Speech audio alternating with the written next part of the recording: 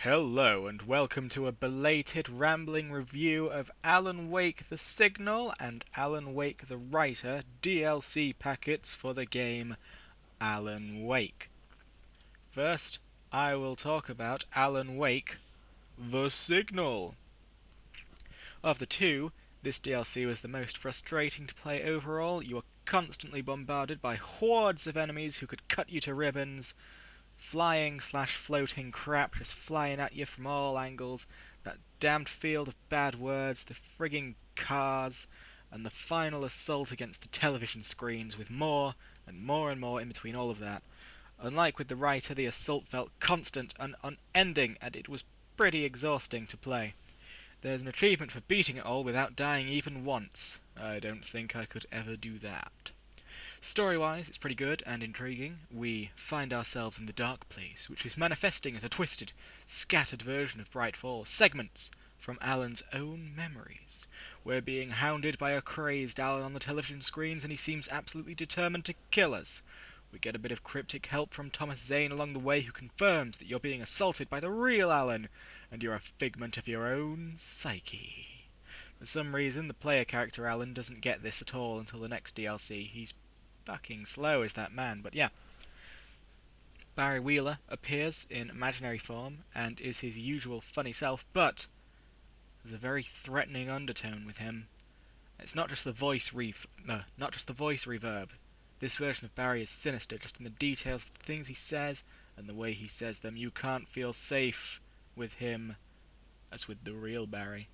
The most interesting aspect of it all, though, is Alan himself. Both of them.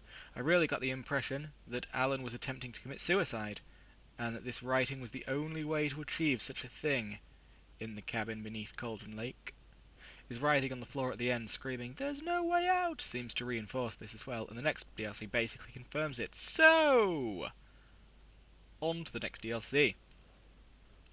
This one carries on where the last one left off. Gameplay-wise, there are still several obstacles to overcome. There's a twisted, bastardized version of the Children of the Elder Gods song. There's... what else was there? Because there was definitely more than just that, obviously. Oh, there's the run to the lighthouse. There's all of these things that are pretty, like, bang, bang, bang.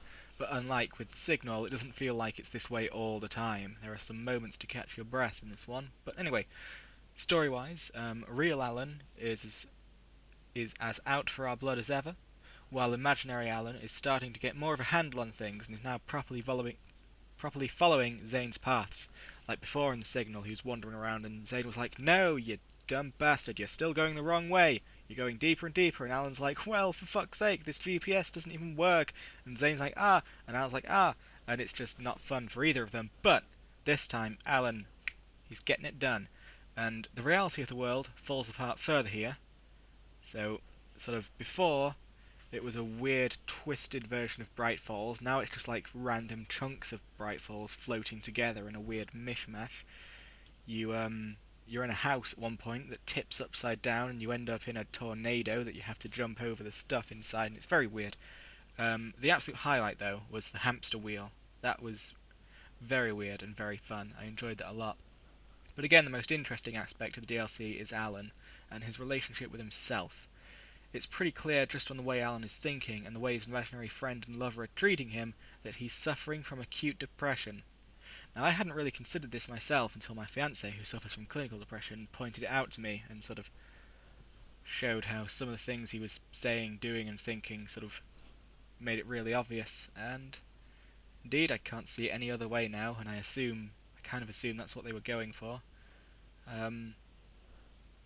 But yeah, the way Barry, and especially Alice, are constantly putting him down and calling him pathetic and all of that, are symptomatic of the way depressed people can be absolutely horrible to themselves, and who are basically bullied by their own minds each and every day. It's not a fun illness to have, folks, but with that in mind, the signal and the writer combined become a metaphor for depression.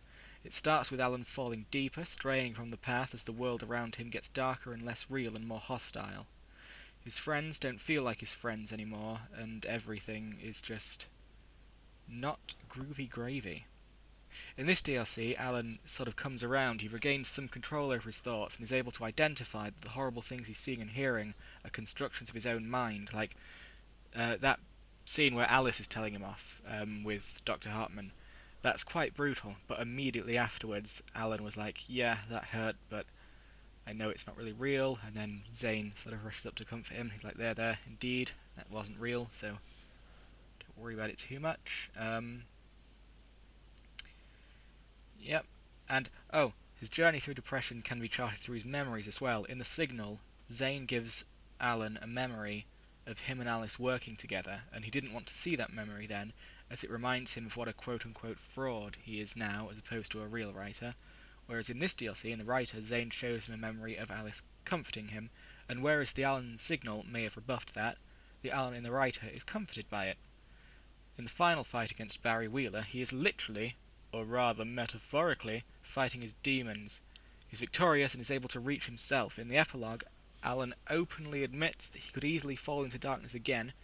Such is the nature of real depression, so he's trying to write himself out of here before he does that. At first, my final conclusions of both of them as a package deal is at first these two DLCs don't seem to have much going on by way of plot, but with all this in mind, with all the depression stuff in mind, they provide huge amounts of character development for Alan. The arrogant, frustrated writer has become a man with deep personal issues, the sorts of issues that can and do affect anyone. These DLCs make him far more vulnerable and far more sympathetic, and it'll be interesting to see if anything we've learned here comes into play in American Nightmare, which I will play at some point. But for now, I'm going to play BioShock, so I hope you enjoy that when we get there, and as always, I'll see you later.